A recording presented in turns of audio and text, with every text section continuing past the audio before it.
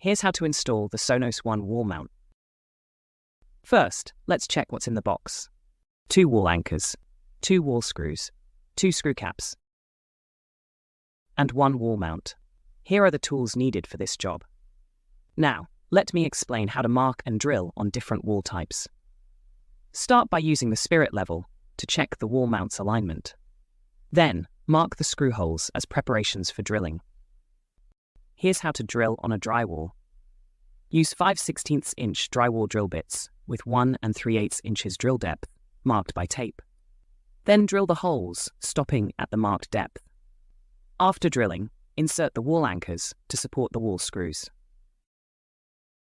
Now let's move on to drilling on wood stud plyboard.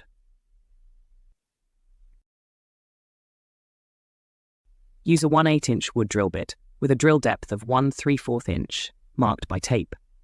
Start drilling the holes, stopping at the marked depth. No wall anchors are needed for this, as the wood studs will serve as support for the wall screws. Lastly, this is how to drill on a concrete wall.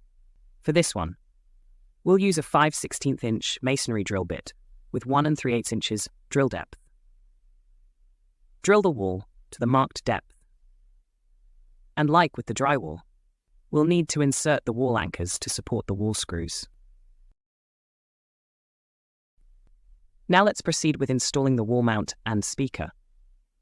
First, wedge the power cable into our new and improved power lock, which secures the speakers more tightly and securely than previous designs. Next, screw the wall mount in place using the provided wall screws. Then, cover the screws with the provided screw caps. Lastly, connect the speaker firmly to the power lock and power cable. And you're done.